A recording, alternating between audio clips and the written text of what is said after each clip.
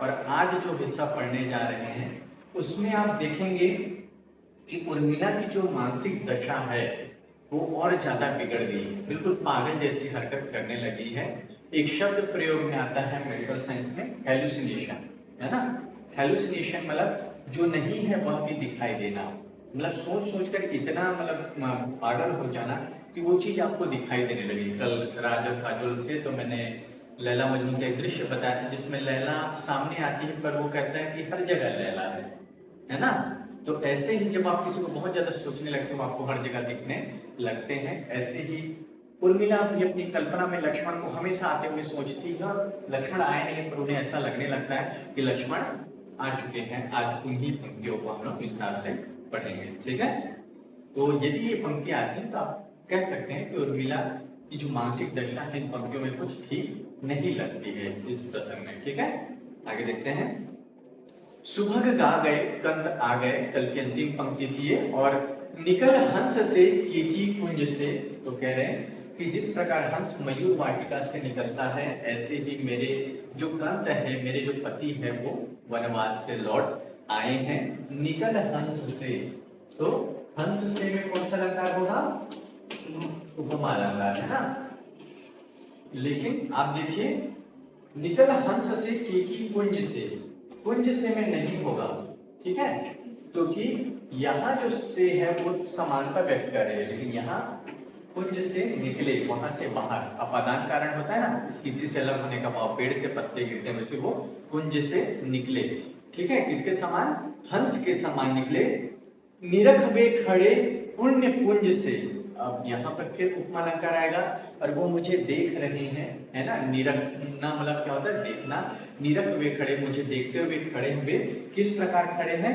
पुण्य पुंज से, पुंज मतलब प्रकाश का समूह, पवित्र प्रकाश का समूह के भांति मुझे देख रहे हैं। और लक्ष्मण के आने से क्या हुआ? रुधिर चंद्र की चंद्रिका खिली, निज अशोक से माधवी मिली। लक्ष्मण के आने से ऐसा लग रहा है जैसे चांद की चांदनी क्या है? खिल गई है। और निज अशोक से माधवी मिली, माधवी नामक लता है जो अशोक वृक्ष में लिपट जाती है। तो वो लक्ष्मण से अपना मिलना, उर्मिला और लक्ष्मण का मिलन ऐसा है मानो अशोक वृक्ष से कौन मिली है? मालती की लता मिली है। समझ में आया? आगे देखते हैं।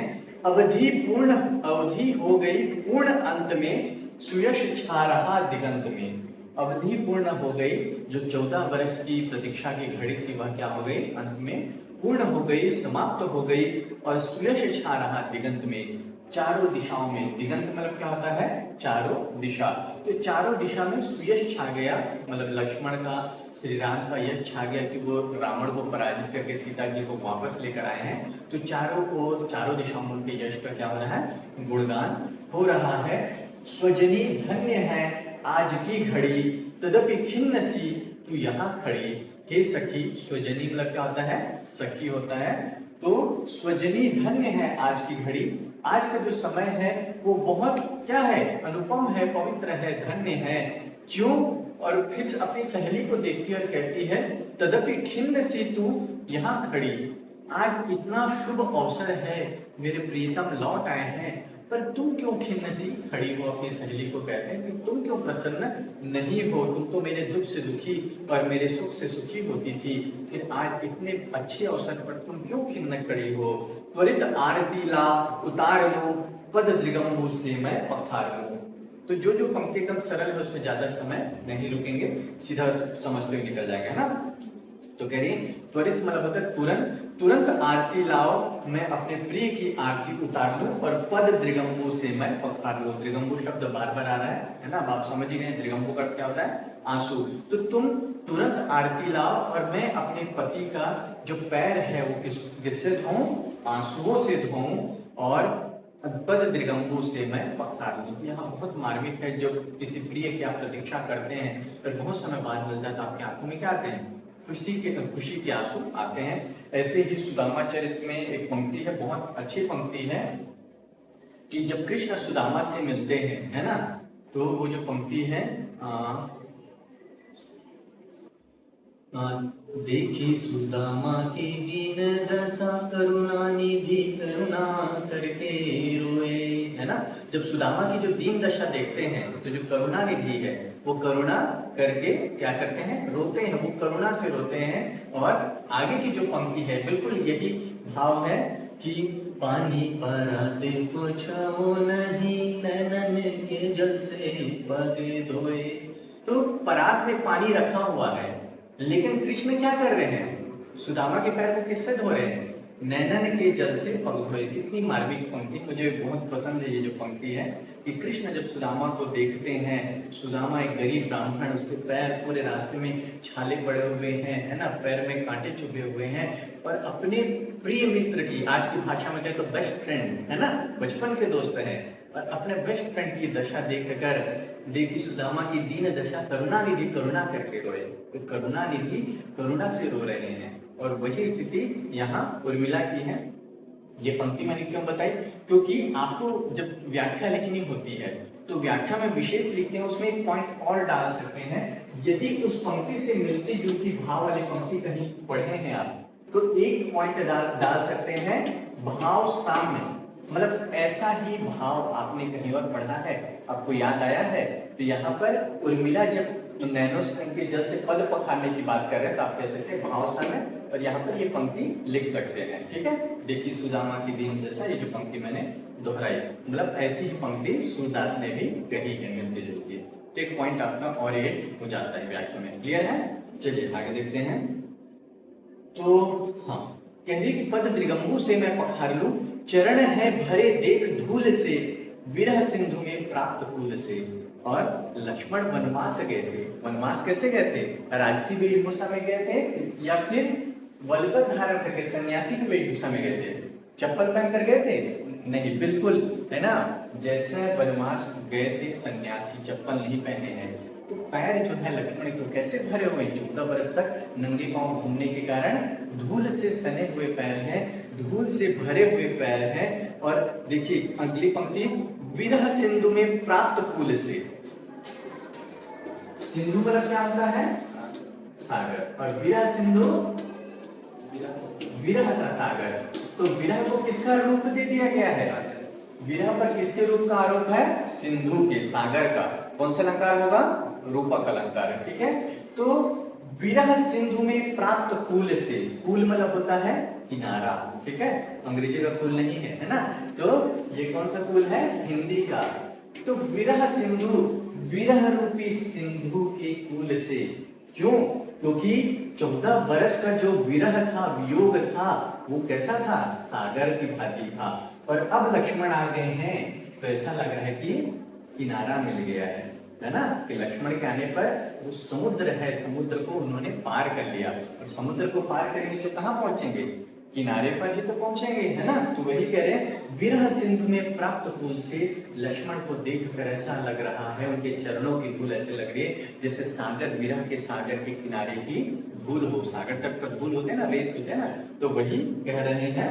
कितनी सुंदर कल्पना है, विकट क्या जटा झूठ है बना। अब लक्ष्मण के रूप का वर्णन कर रहे हैं, 14 बरस बाहर रहे हैं, तेल शैम्पू वाला नहीं है ना, राजभवन में नहीं रह रहे हैं, तो क्या कैसी वेशभूषा है, राम की जो वेशभूषा आप देखते हैं बिल्कुल सन्यासी की तरफ, बड़े बड़े बाल, ऐसे लक्ष्मण के भी बाल क्या है, बड़े हैं, जटाएं आ गई हैं। ठीक है, तो विकट क्या जटा झूठ है बना, भ्रिकुटी युग में चाप सा तना। और भ्रिकुटी भौहें, युग मतलब दो, तो लक्ष्मण की दो भौहें कैसे लग रही है, चाप सा तना। चाप मतलब कल चर्चा किए थे राज, धनुष, ठीक है, कल चाप पे बहुत चर्चा होती है, टंकार टंकार वाले। तो लक्ष्मण की जटाएं ऐसी लग रही, बहुत विशाल लग रही है, विकराल लग रही है, और जो भौहें हैं वो ऐसी लग रही है मानो तने हुए धनुष हो। तो चाप सामे पुनः उपमा अलंकार होगा। ठीक है, लक्ष्मण की बाहों की तुलना किससे की है, चाप से। ठीक, वदन है भरा मंद हास से, गलित चंद्र भी श्री विलास से। और वदन मतलब होता है मुख, ठीक है, वदन मतलब क्या होता है, मुख या चेहरा, बदन नहीं है, ठीक है, वदन शब्द है। तो वदन का अर्थ क्या होता है, मुख होता है, बदन का अर्थ होता है शरीर, और वदन का अर्थ क्या होता है, मुख। वदन है भरा मंद हास से, उनका जो चेहरा है वो मंद हास से, मधुर मुस्कान और मंद मंद मुस्कान से भरा हुआ है। और लक्ष्मण के स्वरूप के बारे में उर्मिला कहती हैं, गलित चंद्र भी श्री विलास से, कि चंद्रमा भी लक्ष्मण को देखकर, उनके अनुपम सौंदर्य को देखकर लज्जित हो रहा है। मतलब चंद्रमा भी उनके सामने क्या है, फीका पड़ रहा है। इतने सुंदर मेरे प्रियतम लक्ष्मण नजर आ रहे हैं। समझ में आया? तो यहाँ पर गलित चंद्र भी श्री विलास है। आगे फिर लक्ष्मण के रूप का वर्णन जारी है। इन पंक्तियों में प्रसंग क्या होगा, इसमें लक्ष्मण के रूप, सौंदर्य या शारीरिक गठन का उर्मिला वर्णन कर रही है या कवि वर्णन कर रहे हैं उर्मिला के माध्यम से। ललित कंधरा कंठ कंबूसा, ठीक है, तो लक्ष्मण के जो कंधे हैं, कंठ है ना, वो कंबूसा है। कंबू मतलब होता है शंख, ठीक है। फिर देखिए कंबूसा में कौन सा लगा होगा, कंबूसा, सा कौन सा लगता है, उपमा होगा ना। हाँ, सा से सी, हाँ मुझे रूपक सुनाई दिया इसलिए मैं थोड़ी देर चौंक गया कि ऐसे कैसे बोला जाएगा, ठीक है। तो सा से सी एकदम सिंपल है। कई बार आपको समझ में भी नहीं आया तो सा से सी देख के गेस कर सकते हैं। जनु जानो मनु मानो देखकर आप उत्प्रेक्षा गेस कर सकते हैं, और जहां सीधे रूप दे दिया वहां रूपक गेस कर सकते हैं, ठीक है।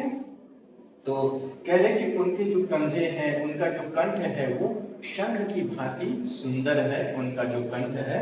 और नयन पद्म से, फिर देखिए उपमा की झड़ी लगी हुई है, नयन पद्म से, पद्म मतलब क्या होता है, कमल, तो आंखें कमल के समान है। ओज अंबुसा, और उनके चेहरे का जो ओज है वो अंबु, अंबु मतलब जल, ठीक है, पानी के समान क्या है, स्वच्छ और निर्मल। जल सबसे स्वच्छ होता है, निर्मल होता है ना। तो उनके चेहरे का ओज, उनका चेहरा बिल्कुल जल के समान स्वच्छ और निर्मल है। तनु ताप हुआ शुद्ध हेम है, और जो शरीर है, तनु मतलब क्या होता है, शरीर, शरीर जो ताप से तपस्या कर करके 14 वर्ष सन्यासियों का जीवन आप देखिएगा। जो वास्तव में सन्यासी होते हैं, जो गली मोहल्ले में घूमने वाले साधु, नकली साधु की बात नहीं कर रहा हूं मैं, है ना, वास्तविक में जो साधना करने वाले तपस्वी साधु होते हैं, उनका जो शरीर होता है सुगठित होता है। वो जिम नहीं जाते हैं, वजन नहीं उठाते हैं, लेकिन तपस्या कर करके उनका शरीर एकदम सुगठित होता है। ऐसे ही लक्ष्मण का भी जो शरीर है ताप से शुद्ध हेम है। शुद्ध हेम मतलब क्या होता है, सोना, मतलब शरीर एकदम स्वर्णिम आभा दे रहा है, या सोने के समान मूल्यवान, पवित्र और आकर्षक उनको लक्ष्मण का शरीर बना हुआ है। वो कैसे बना हुआ है, तपस्या से, साधना से, है ना। सुलभ योग है और क्षेम है। कह रहे हैं कि आज का जो योग है, समय है, बहुत ही सुंदर है। क्यों है, क्योंकि उदित उर्मिला भाग्य धन्य है। आज क्या उदय हुआ, उर्मिला के भाग्योदय हुआ। उर्मिला का जो सोया हुआ भाग्य, 14 वर्ष तक जो भाग्य सोया हुआ था, वह भाग्य पुनः जागृत हो गया, क्योंकि लक्ष्मण लौट आए हैं। इसलिए आज का जो समय है वह कुशलता का समय है, और वह योग का समय है, संयोग या मिलन का समय है। अब कृति कहाँ कौन अन्य है। और उर्मिला कहती है कि इस संसार में मेरे समान पुण्यवान, मेरे समान सौभाग्यशाली कोई और कहाँ है, क्योंकि इस क्षण मेरी जो 14 वर्ष की प्रतीक्षा है, इंतजार है, वह क्या हुई, समाप्त हुई। इसलिए संसार में सबसे सौभाग्यशाली कौन है, मैं हूँ, है ना। विजय नाथ की हो सभी कहीं, तदपि क्यों खड़े हो गए वही, कि चारों दिशाओं में मेरे नाथ की पति की विजय हो, सभी जगह विजय हो, पर मेरे पति पूरे संसार को विजय करके लंका को पराजित करने के बाद आ तो गए हैं, लेकिन द्वार पर क्यों खड़े हैं, भीतर क्यों प्रवेश नहीं कर रहे हैं। और आगे उर्मिला कहती है, प्रिय प्रविष्ट हो द्वार मुक्त है, हे प्रिय आप भीतर आइए, प्रवेश कीजिए, द्वार खुले हुए हैं। उर्मिला आपके स्वागत के लिए क्या है, आतुर है। मिलन योग तो द्वार युक्त है। और कह रहे हैं कि मिलन का सही समय क्या, जब पति पत्नी है उनकी मिलने के लिए तो सभी समय क्या है, अच्छा समय है। इतने बरस बाद आप आए हैं, तो आप सुमंगल घड़ी की या उचित समय की प्रतीक्षा नहीं कीजिए, बल्कि शीघ्र द्वार के भीतर क्या कीजिए, प्रवेश कीजिए। तुम महान हो और हीन मैं, तदपि धूल सी अंध्रिलीन मैं।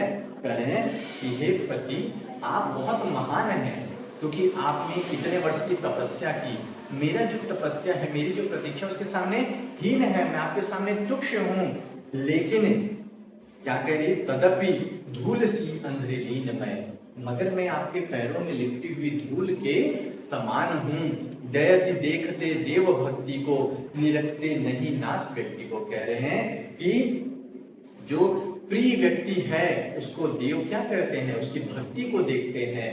वो कितना रूपवान है, गुणवान है, अमीर है, गरीब है, और उससे ऊंचा है, नीचा है, नहीं देखते हैं। मतलब उर्मिला के कहने का भाव यह है कि आप बहुत ऊंचे पद पर हैं, तुम महान और हीन में, है ना। और उर्मिला को लग रहा है शायद मैं हीन हूँ, इसलिए प्रवेश नहीं कर रहे हैं क्या। तो कहती है कि दयति देखते देव भक्ति को, जो देवता है वो भक्त की भक्ति को देखते हैं, निरखते नहीं नाथ व्यक्ति को, उसके व्यक्तित्व को, उसके रूप धन गुण को नहीं देखते हैं। केवल यह देखते हैं कि जो भक्त है या साधक है उसकी भावना कैसी है। मतलब आप मुझ पर कृपा कीजिए और मेरे घर के भीतर प्रवेश कीजिए, है ना। तुम बड़े बने और भी बड़े, कह रहे हैं कि आप पहले से ही महान थे, लेकिन ये जो 14 बरस का त्याग संघर्ष ये सब करके आप और भी क्या बन गए, बड़े बन गए, महान बन गए। आपने भाई के लिए जो त्याग किया, आपको वनवास नहीं मिला था पर आप अपने भाई के साथ गए, इससे इस संसार में आपका यश, आपका कद, आपकी जो ख्याति है वो और क्या हो गई, बढ़ गई। तदपि उर्मिला के भाग में पड़े, यद्यपि आप बहुत बड़े बन गए, बहुत महान बन गए, लेकिन सच्चाई क्या है, सच्चाई यह भी है कि आप मेरे भाग्य में हो, मतलब आप मेरे पति हो। मतलब आप कितने भी बड़े बन जाएं, लेकिन रहोगे तो मेरे प्रियतम ही, आप मेरे भाग्य में रहोगे, है ना। अब नहीं रही दीन मैं कभी, और चूंकि आप जैसा महान व्यक्ति मेरे भाग्य में है, मेरा पति है, इसलिए मैं दीन नहीं रही। अब जो मैं 14 बरस तक रोती रही, वैसी दीन या अबला नहीं हूं।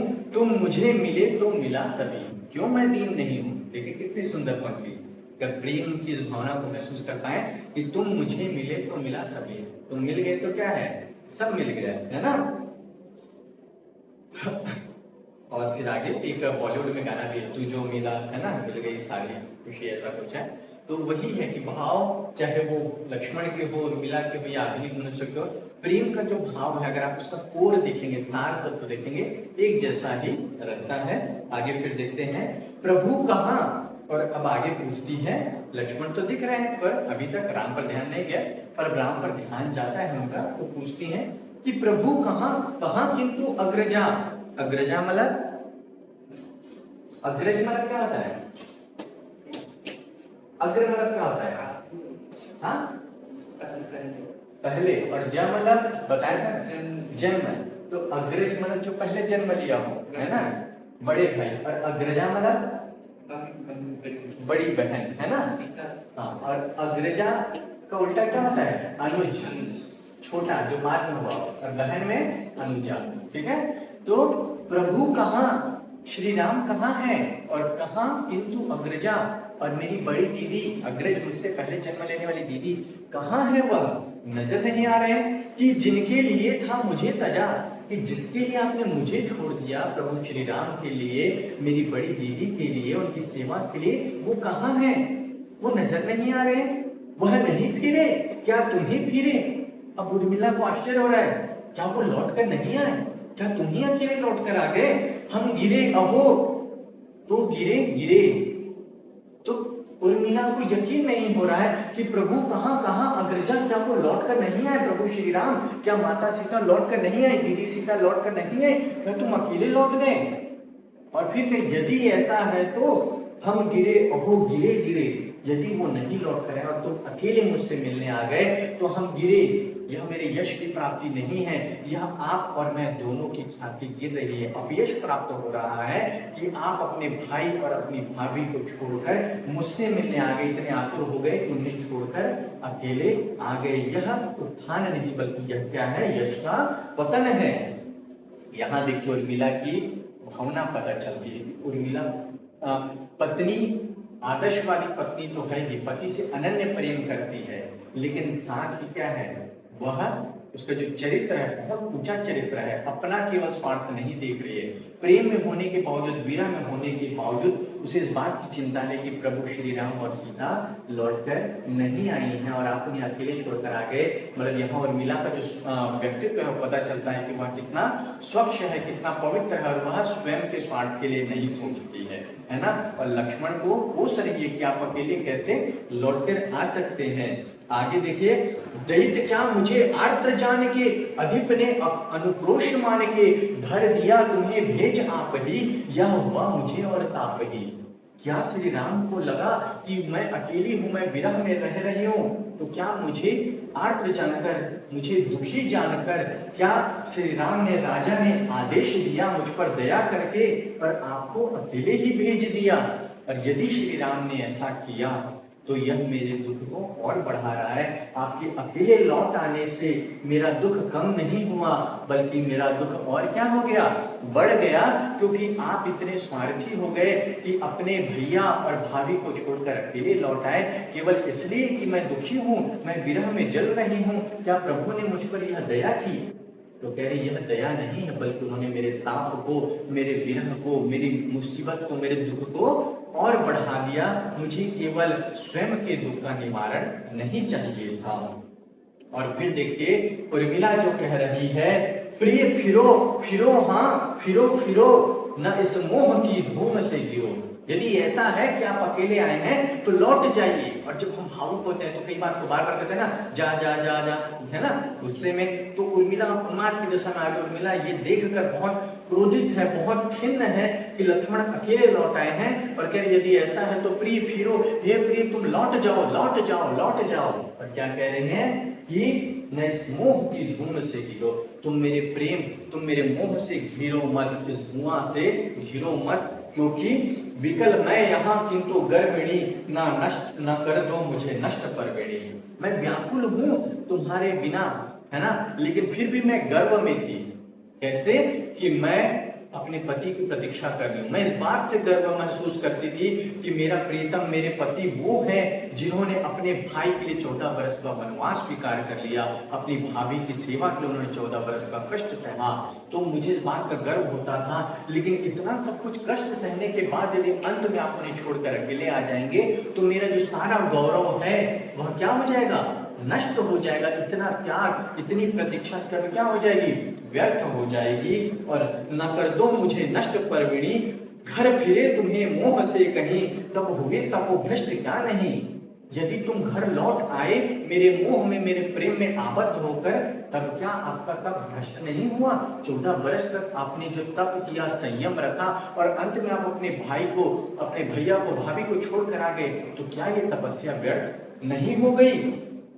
च्युत हुए अहो नाथ जो यथा, धिक वृथा हुई उर्मिला व्यथा।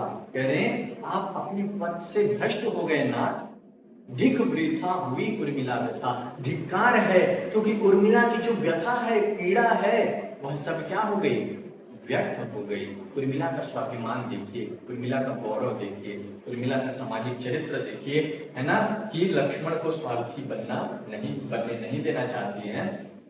आगे कह रही है, समय है अभी, हाँ फिरो फिरो, अभी भी समय है, आप क्या करो, फिरो फिरो मतलब लौट जाओ। तुम न यूं यश स्वर्ग से गिरो, प्रभु दयालु है लौट के मिलो, न उनके कुटीर द्वार से गिरो।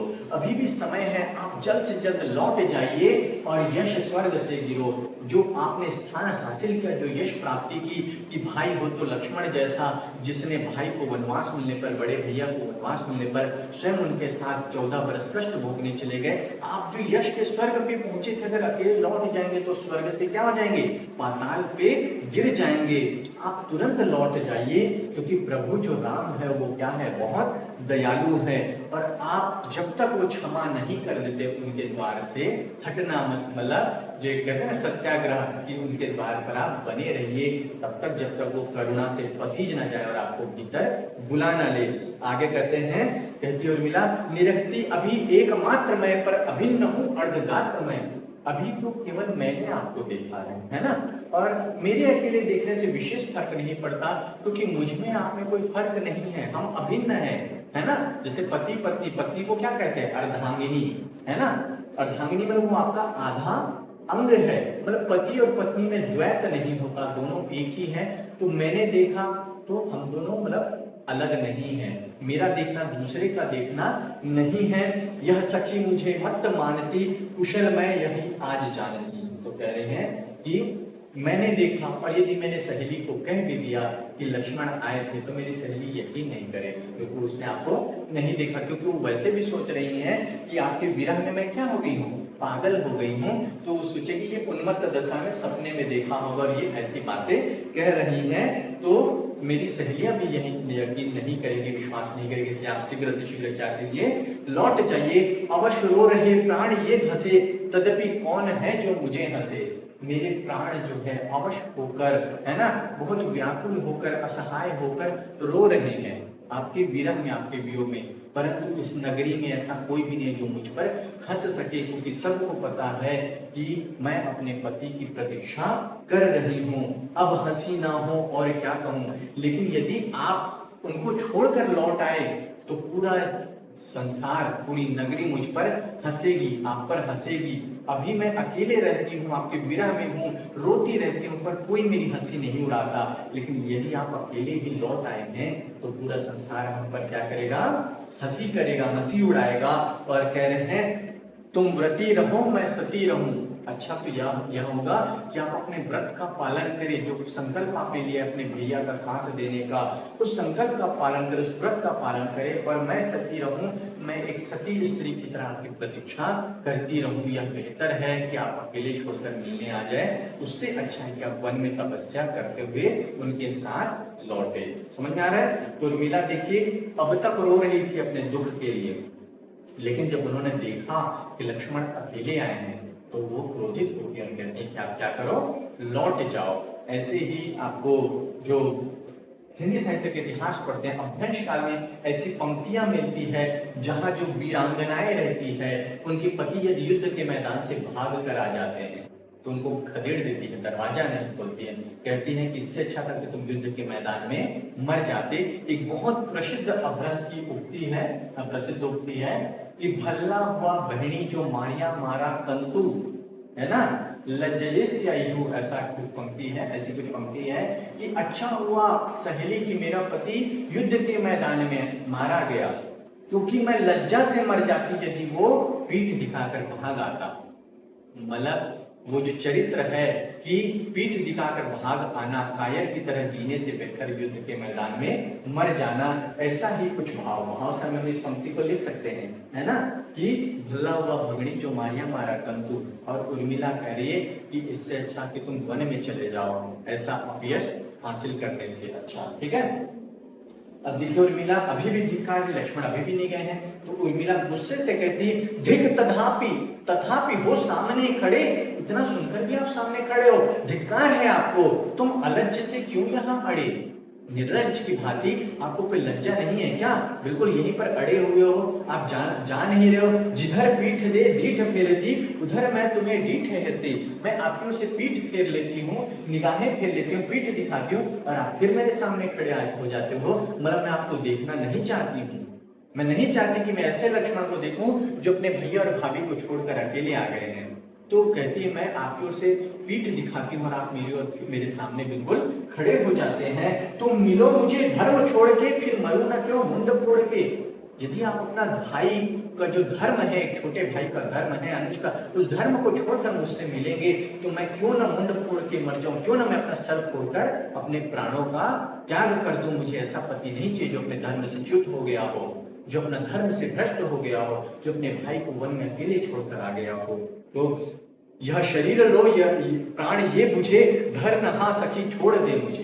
कह रहे हैं यह शरीर लो, तुमको मेरा शरीर ही चाहिए ना। और यहाँ पर देखिए उर्मिला बिल्कुल लक्ष्मण के चरित्र को गिरा दे रही है।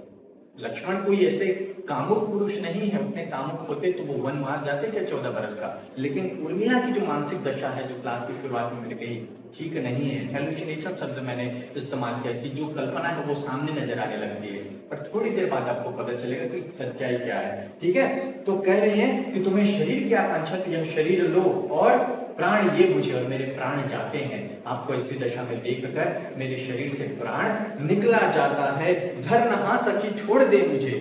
और सहेली को कह रही है तुम मुझे रोक क्यों रही हो, मैं प्राण देना चाहती हूँ, तुम मुझे छोड़ो, हे सहेली तुम मुझे छोड़ो। तदपि दिखते हैं स्वजनी, क्या कहा वे यहाँ कहा। पर अब स्पष्ट होता है हेलुसिनेशन, भ्रम, भ्रांति।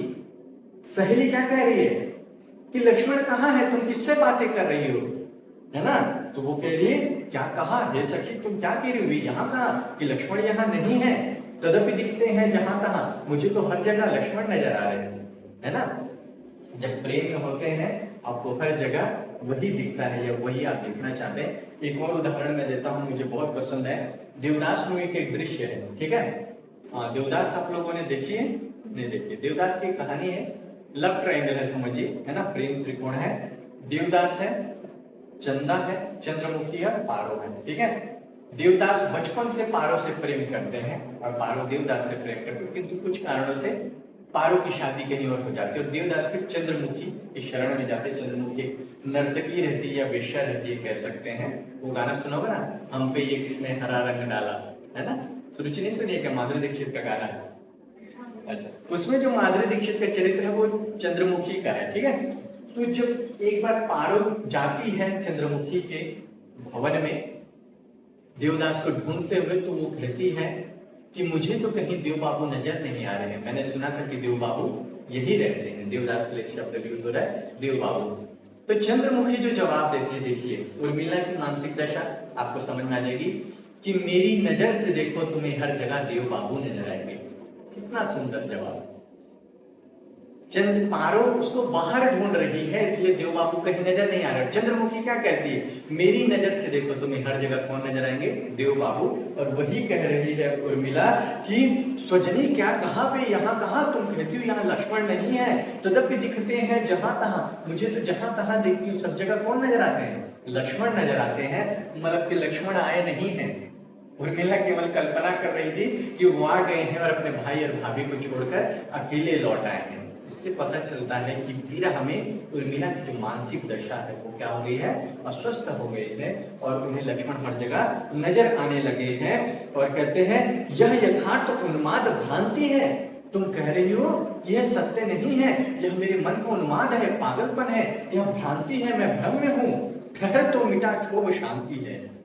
किंतु उनको ऐसा देखकर मुझे मेरे क्षोभ मिटा, मुझे मेरे मन में शांति आई।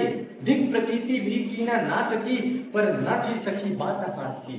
कह रहे हैं कि क्या सच में नाथ नहीं आए थे, पर जब मुझे दिखे तो मैंने उन्हें ठीक से बात नहीं की, ठीक से सम्मान नहीं किया। तो यह बात मेरे हाथ की नहीं है कि मुझे लक्ष्मण नजर आ रहे हैं, मतलब मैं अवश्य हूं, मेरे वश में नहीं है कि मेरी मानसिक दशा को मैं नियंत्रित नहीं कर पा रही हूँ। मुझे हर जगह ऐसा लग रहा है जैसे लक्ष्मण आ गए हैं।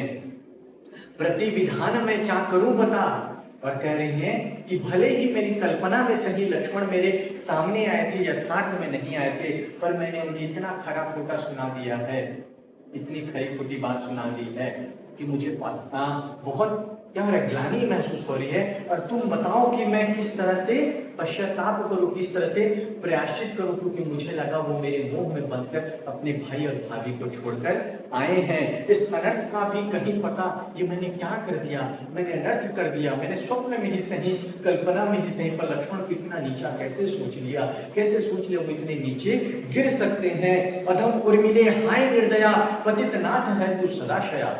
और अब जब ग्लानि हो रही है तो उनका मन उनके ऊपर ताने मार रहा है, अधम हो उर्मिला, तुम पापी हो। और क्या कह रहे हैं, तुम निर्दयी हो, पतित नाथ है, क्या सोचती हो कि तुम्हारे जो नाथ है वो अपवित्र है, वो पापी है, और तुम सदाशया, तुम बहुत महान हो। तुम्हें ऐसा लगता है उर्मिला, नियम पालती एकमात्र तू, सब अपात्र है पात्र तू। तुम्हें क्या लगता है कि तुम ही एक नियम का पालन कर रही हो, व्रत का पालन कर रही हो, सदाचार का पालन कर रही हो, और पूरे संसार में सभी अपात्र है, अयोग्य है, तुम एकमात्र पात्र योग्य हो। मुंह दिखाएगी क्या उन्हें हरी, मर संशया क्यों न तुम मरी। और अब तुम उन्हें क्या मुंह दिखाओगी, तुम संशय कर रही हो अपने पति पर, जो तुम्हें शादी के तुरंत बाद अपने भाई के लिए छोड़कर चले गए, अपनी भाभी की सेवा के लिए छोड़कर चले गए, तुमने उन पर संदेह किया, तुम मर क्यों नहीं जाती हो। सदैव वे बता किंतु चंचला, वो तो सहृदय हैं पर तुम चंचला हो, तुम्हारा मन चंचल है। तुम बताओ यदि वो तुम्हें दयालुपन दिखाते हुए क्षमा भी कर देंगे, तो क्या यह क्षमा तुम्हें सहनीय होगी? तुम सहन कर पाओगी? उनका जो इतने विशाल हृदय हैं उन पर तुमने शक किया, संदेह किया, और यदि वह तुम्हें यह जानकर भी क्षमा कर दे तो क्या तुम क्षमा को सहन कर पाओगी? तुम क्या ग्लानि से मर नहीं जाओगी? बिसरता नहीं न्याय भी दया, और कह रहे न्याय भी कभी दया का भाव नहीं भूलता है। जब लोग न्याय करते हैं तो हमेशा उसमें दयालुता का पुट होता है, दयालुता का भाव होता है। निर्दयी होकर कोई न्याय नहीं करता। बस रहो प्रिय जान मैं गया। और अब उर्मिला को लग रहा है कि लक्ष्मण ने जैसे वो बातें जान ली, वो सुन ली, वो लक्ष्मण आए नहीं है, कल्पना में कहा, पर अब उर्मिला सोच रही कि सच में लक्ष्मण होते और वो ये बात सुनी होती तो लक्ष्मण क्या कहते? तो कहते बिसरता नहीं न्याय भी दया, न्याय भी एक क्षण के लिए भी दया का भाव नहीं भूलता है। और बस रहो प्रिय जान मैं गया, तुम रहो अकेले, मैं यह जान गया कि तुम मेरे बारे में क्या सोचती हो। तुम अधीर हो तुच्छ ताप में, रह सकी ना आप में, कि तुम अधीर हो गई मेरे विरह में, मेरी प्रतीक्षा करते करते इतनी अधैर्यवान हो गई कि तुम विरह का ताप नहीं सह पाई, तुम अपने आप में नहीं रह पाई, मतलब तुमने अपना आपा खो दिया, मन का संयम खो दिया, मानसिक संतुलन खो दिया। कि क्या यही तुम्हारा व्रत है? क्या यही तुम्हारी प्रतीक्षा है? ना धूप में ना मेघ में तुम रही यहाँ राजगेह में। कह रही है धैर्य तो मुझे खोना था, मानसिक संतुलन मुझे खोना था। तुम तो राजभवन में रही, ना धूप में रही ना बारिश में रही। वो मैं था जिसने सारे कष्ट सहे, धूप सही, जिसने बारिश सही, और तुम तो राजभवन में रहती रही। फिर तुम कैसे अपना मानसिक संतुलन खो सकती हो? यहाँ लक्ष्मण का जो क्रोध है वह प्रकट हो रहा है। विदित क्या तुम्हें देवी क्या हुआ, रुधिर श्वेत के रूप में छुआ। तुम्हें क्या पता है उर्मिला कि क्या हुआ 14 बरस में, कितने कष्ट मैंने झेले हैं। रुधिर श्वेत के रूप में छुआ, रक्त जो है वो पसीने के रूप में बहा है। इतना कष्ट हमने सहा है कि हमारे रक्त का बूंद पसीने के रूप में शरीर से निकलता था। इतना कष्ट, इतनी तपस्या हमने की है। विपिन में कभी सो न सका मैं, अधिक क्या कहूँ रो न सका मैं। लक्ष्मण अपनी दशा का वर्णन कर रहे हैं। जंगल में कभी मैं सो नहीं पाया। राजभवन में सोने वाले को जंगल में नींद आएगी क्या? नहीं आएगी ना। तो वही कह रहे हैं विपिन में कभी सो न सका मैं, अधिक क्या कहूँ, इससे ज्यादा क्या कहूँ, मैं रो न सका। क्यों ना रो सका? क्योंकि मैं अपने भैया के लिए गया था, अपनी भाभी की रक्षा के लिए गया था। मैं उनके सामने कमजोर नहीं पड़ सकता था, तो मैं रोना चाहते हुए भी मैं रो नहीं पाया। वचन ये पुरस्कार में मिले और बदले में मुझे क्या मिला? तुमने पुरस्कार में मुझे कैसे वचन दिए? कटु वचन दिए, मुझे नीच कहा, मुझे पतित कहा, मेरे चरित्र पर लांछन लगाया। ये पुरस्कार है मेरे 14 बरस के सन्यास का, वनवास का। आह उर्मिले, हाय उर्मिले, गिन सको जो शूल जो चूहे। उर्मिला तुम्हें क्या पता है कितने शूल नंगे पांव 14 बरस चलते हुए मेरे पैरों में चुभे। सहज है समालोचना शुभे। निंदा करना, बुराई करना, आलोचना करना बहुत सरल है उर्मिला। कठिन साधना किंतु तत्व की। लेकिन कठिन क्या है? साधना करना, सार की तपस्या करना, सार तत्व की खोज करना बहुत कठिन है। प्रथम चाहिए सिद्धि सत्व की, क्योंकि सबसे पहले प्राणों की सिद्धि करनी पड़ती है और तब जाकर सत्य की, सत्व की प्राप्ति होती है, सार तत्व की प्राप्ति होती है। प्राणों को साधना, सार तत्व को खोजना, मन को संयमित करना इतना आसान नहीं होता। कठिन कर्म का क्षेत्र था वहां, पर यहाँ कहो देवी क्या यहाँ? वह जो वनवास था वो तो कठिन कर्म का क्षेत्र था, पर यहाँ क्या है? राजभवन में तो सारे सुख है, सारे वैभव है, पर तुम कह रही हो कि तुम परेशान हो, तुमने मानसिक संतुलन खो दिया। उलाहना कभी दैव को दिया, बहुत किया जो किया नेक दो लिया। कभी कभी जब मेरा मन बहुत हताश हो जाता था तो देव को, भाग्य को मैं कोसता था कि राजभवन में पैदा होकर भी, राजकुमार होकर भी यह वनवास भोगना पड़ रहा है। और बहुत हुआ, मन जब बहुत भर जाता था तो थोड़ा रो लिया, थोड़ा मन कभी कभी रो लेता था। सतत पुण्य या पाप संगिनी, समझता रहा आत्म अंगिनी। मैं तो तुम्हें हमेशा क्या सोचता रहा, चाहे पुण्य हो या पाप हो, तुम मेरी आत्म संगिनी हो, आत्मा की साथी हो, हमेशा मेरे साथ रहोगे। पाप या पुण्य में, मतलब अच्छे समय में या बुरे समय में, हर समय मेरे साथ तुम रहोगी, ऐसी आत्म संगिनी तुमको मानता था। स्वपति पुण्य ही इष्ट था तुम्हें, कटु मुझे तथा मिष्ट था तुम्हें।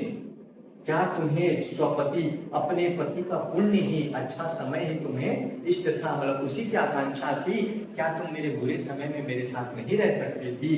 कह रही है कटु मुझे, कड़वाहट तो मैंने झेली, दुख तकलीफ तो मैंने झेली, तथा मिष्ट था तुम्हें, क्या तुम्हें मिठाई मतलब केवल अच्छी ही अच्छी चीजें चाहिए थी।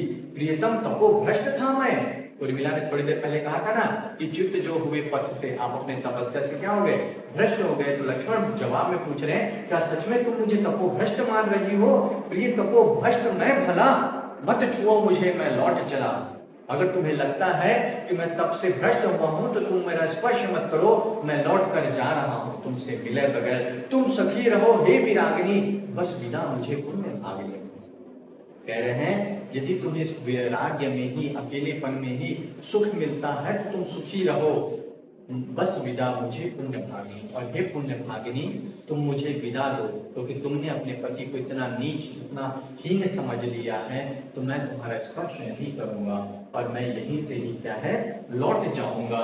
हत सुलक्षणे रोक तू योना, पतित मैं मुझे टोक तू योना। और उर्मिला अब अपनी सहेली को कह रही है, लक्ष्मण है नहीं, लक्ष्मण के सामने होने की भी उसने कल्पना की थी, उसने लक्ष्मण की भर्त्सना की थी, और अब यह भी कल्पना करी कि लक्ष्मण क्या उन्हें जवाब दे रहे हैं। और इसी में जब उन्माद की दशा में जाती है तो उसकी सहेली उसे पकड़ लेती है, सहेली का नाम सुलक्षणा है, तो उससे करी हट सुलक्षणे रोक तू योना, हे सुलक्षणा तुम हटो, मुझे मत रोको, पतित मैं अपवित्र हूं और मुझे टोक तू योना, तुम मुझे टोको मत, मैं जो करने जा रही हूँ वह मुझे करने दो।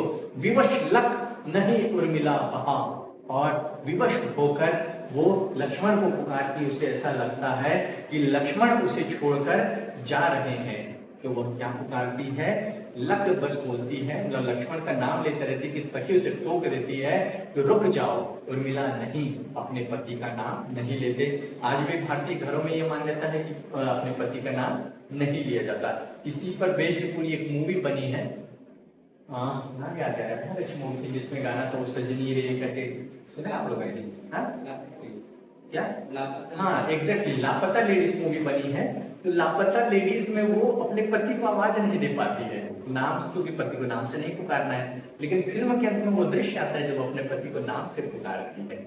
वो बहुत ही अच्छा उस मूवी में बताया गया कि मतलब पति की इज्जत करने का मतलब ये नहीं कि आप उसका नाम नहीं ले, है ना, पति की इज्जत आप दूसरे तरीके से भी कर सकते हैं। पर ये पुरानी मान्यता है। और लक्ष्मण का नाम उर्मिला के मुंह से निकल जा रहा है, लक्ष्मण जा रहे हैं रोकने के, लक और सहेली रोक देती है, उर्मिला नहीं, किधर उर्मिला आली क्या कहा, और कह रहे सखी तुम क्या कह रही हो, कहाँ है उर्मिला, लक्ष्मण कहाँ है, फिर हुई हाहा मत उर्मिला, और कहते फिर से तुम पागल हो गई हो और तुम्हें लक्ष्मण नजर आ रहे हैं। सखी प्रियत्व था क्या मुझे मिला, यह वियोग या रोग जो कहे, प्रियमयी सदा उर्मिला रहे।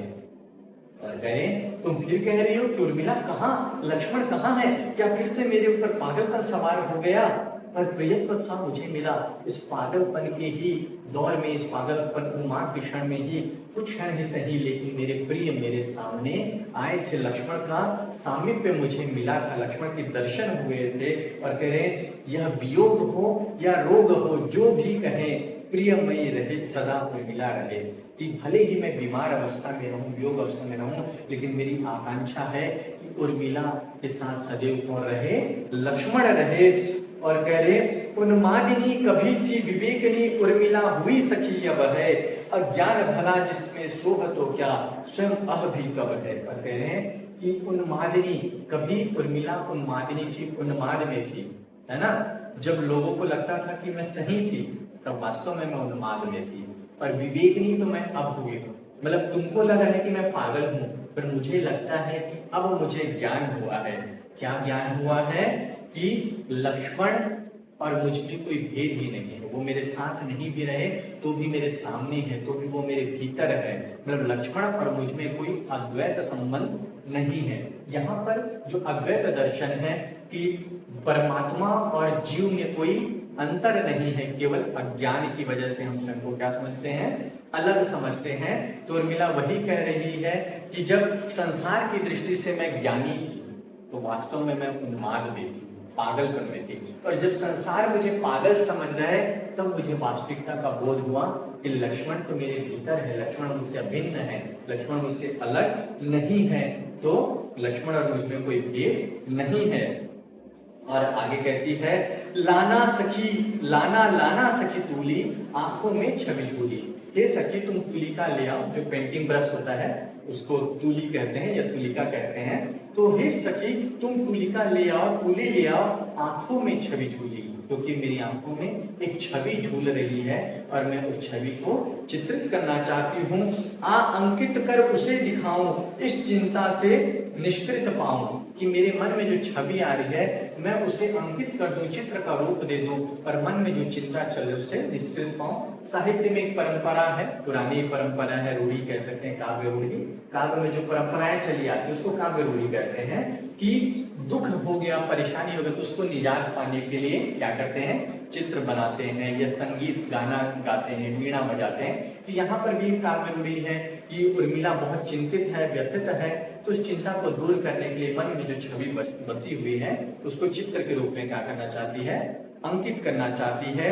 डरती हूँ फिर भूल न जाऊं, मैं हूँ भूली भूली, लाना लाना सखी तूली। और उर्मिला को पता है कि उसकी मानसिक दशा कैसी है, ठीक नहीं है, तो उसे भय है कि वह बाद में भूल जाए, इसलिए सहेली से कहते तुम जाओ तुरंत क्या ले आओ, पेंटिंग ब्रश तूली को ले आओ, ताकि मैं तुरंत उस चित्र को बना सकूं।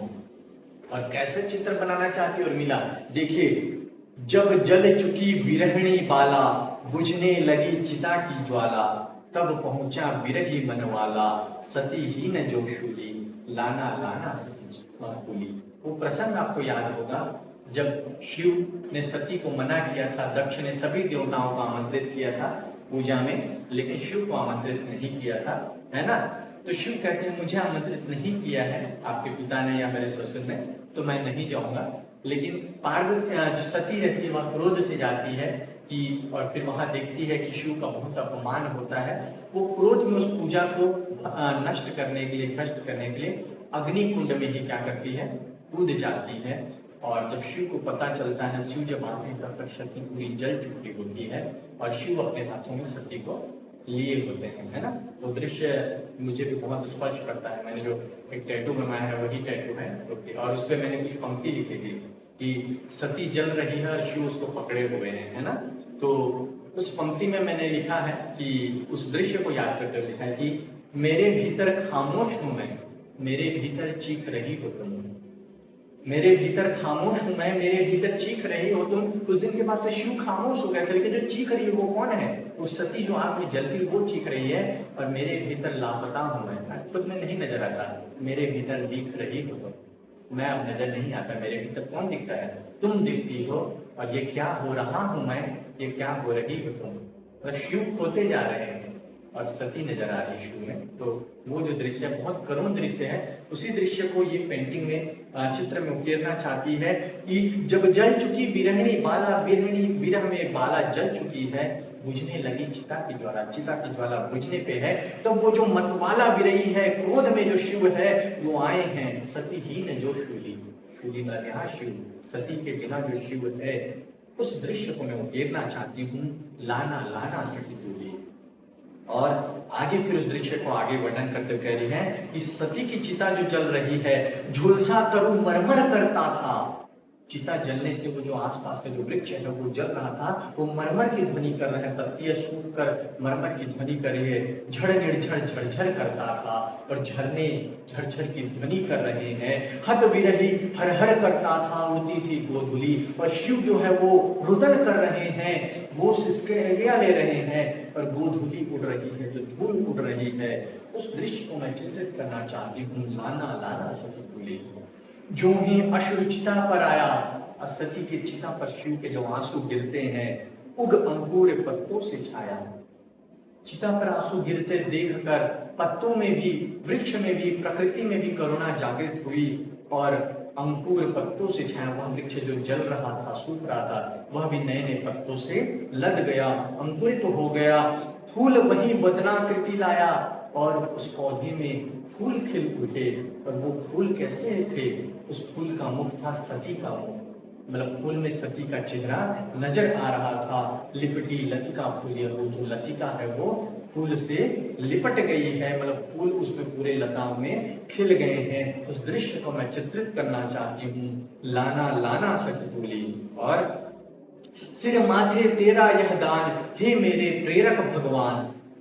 भगवान को, भगवान के आगे प्रश्न चिन्ह है, प्रश्नवाचक चिन्ह है, तो कह रहे हैं कि सिर माथे तेरा यह दान, ताना मारे उलाहना दे रही है कि हे भगवान आपने मुझे अच्छा दान दिया, विरह का दान दिया है ना, पीड़ा का दान दिया, फिर भी मैं इसको सिर माथे, मतलब प्रभु आपने दुख दी है उसको भी मैं अपने सिर माथे स्वीकार करती हूँ, पर ये कैसा दान दिया प्रभु तुमने, अब क्या मांगू भला और मैं फैला कर ये हाथ। जीवन में आप कई बार निराश हो जाते हैं, तो चीज को बहुत दिल से मांगते हैं और वो चीज नहीं मिलती है, फिर आप भगवान से कहते हैं ना वो क्या मांगो, है ना। एक जो लाइन मुझे बहुत पसंद है गाने की, आप लोगों ने सुना होगा लव आजकल का, मांगा जो मेरा है जाता क्या तेरा है ना, मैंने कौन सी तुझसे जन्नत मांग ली, कैसा खुदा है तू बस नाम का है, रब्बा जो तेरी इतनी सी भी ना चली। कि मांगा जो मेरा है, मेरा जो था, मैंने जिससे प्रेम उसी को तो मांगा है, तुम उतना भी नहीं दे पाए, फिर कैसे खुदा हो तुम, बस नाम के हो, है ना। तो वही उर्मिला कह रही है, अब क्या मांगू भला मैं और हाथ फैलाकर, मांगने को क्या है, मेरे सबसे प्रिय को तो आप ले गए, मुझसे दूर कर दिए, है ना। तो मुझे भूल कर ही विदु भवन में विचरे नाथ, मेरे नाथ। तो ठीक है, आपने, मैंने लक्ष्मण को मांगा, उसकी प्रतीक्षा की नहीं मिले, और जब मुझे ऐसा प्रतीत हुआ है, मैंने उन्हें अनर्गल शब्द कह दिए, मतलब उनको गलत गलत शब्द कह दिए जिनसे वो रुष्ट होकर चले गए। अब मैं क्या मांगू, बस मैं यही कहती हूँ कि मेरे जो नाथ है, मेरे जो पति है, वो वैभव के भवन में विचरण करे, मतलब लक्ष्मण को वैभव ही वैभव मिले, मुझे ना भूले उनका ध्यान, हे मेरे प्रेरक भगवान। लेकिन मैं बस इतना मांगती हूँ साथ में ही, लक्ष्मण को वैभव मिले, लेकिन इतनी आशीर्वाद देना, इतना मुझ पे कृपा करना प्रभु कि मैं कभी उनको ना भूलूं, मेरे मन में निरंतर उनका क्या रहे, ध्यान रहे, हे मेरे प्रेरक भगवान। भगवान से प्रश्न पूछते, क्या आप इतना कर पाओगे। डूबी बची लक्ष्मी पानी में, सती आग में बैठ, लक्ष्मी पानी में डूबकर मर गई, है ना, लक्ष्मी देवी की बात कर रहे हैं, और सती क्रोध में आग में कूद पड़ी।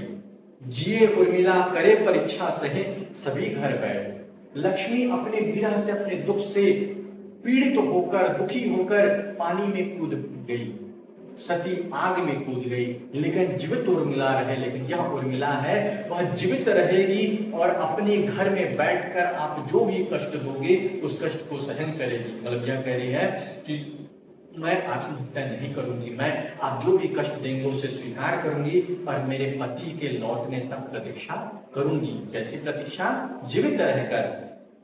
विधि से चलता रहे विधान, आपका जो विधान है, विधि है, उससे चलता रहे यह संसार, हे मेरे प्रेरक भगवान। दहन दिया तो भला सहन क्या होगा तुझे अदे, पर कह रहे आग आपने दी है, विरह में आपने मुझे जलाया है, पर आपने यदि मुझे पीड़ा दी है तो आपने मुझे सहन करने की शक्ति भी तो दी होगी।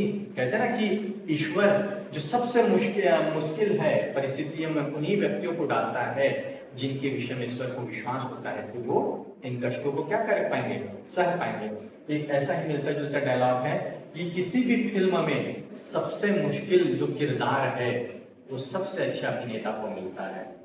सरल जैसे कोई किरदार है, डोर बेल बजाने वाले का, चपरासी का, वो कोई भी कर लेगा, लेकिन एक जो मुश्किल किरदार है उसी को मिलता है ना जो अच्छा अभिनेता हो, जिसमें क्षमता हो। ऐसे ईश्वर भी सबसे मुश्किल परिस्थितियों में उन्हीं व्यक्तियों को डालता है जिनके विषय में उनको विश्वास होता है कि ये कर लेंगे। किसी भी महान पुरुष को उठा लीजिए, गांधी को उठा लीजिए, भगत सिंह को उठा लीजिए, कृष्ण को उठा लीजिए, राम को उठा लीजिए, निराला को उठा लीजिए, कौन है जिसका जीवन सरल रहा है, लेकिन वो कठिन जीवन से जो उभर पाते हैं वही क्या बनते हैं, नायक बनते हैं। इसीलिए उर्मिला कहती है कि आपने मुझे दहन दिया है, आग में जलाया है, तो कहीं ना कहीं आपने मुझे उस जलन को, उस आग को सहन करने की क्षमता भी दी होगी। और प्रभु यदि आपकी इच्छा यही है तो क्या कह रही है, प्रभु की इच्छा हो पूरी जिसमें क्षमता श्रेय।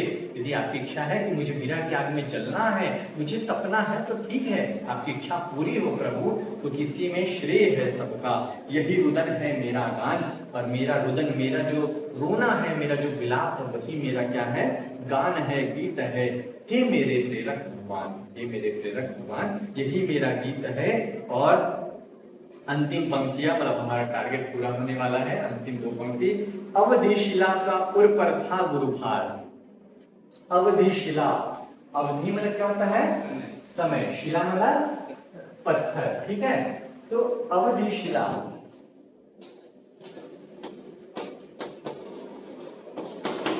समय को क्या कह दिया है? पत्थर कह दिया है ना। तो कौन सा अलंकार होगा? रूपक अलंकार। तो अवधिशिला का उर पर था गुरुभार। उर्मिला के हृदय पर जो भारीपन महसूस हो रहा है, जो भार रखा हुआ है, गुरु मतलब बड़ा बड़ा भार रखा हुआ है, वो किसका भार है? समय रूपी पत्थर का भार रखा हुआ है। 14 बरस का समय रूपी पत्थर उर्मिला के हृदय पर रखा हुआ था। उस भार को उसने 14 बरस तक झेला। तिल तिल काट रही थी दृगजाल और दृगजल, सॉरी।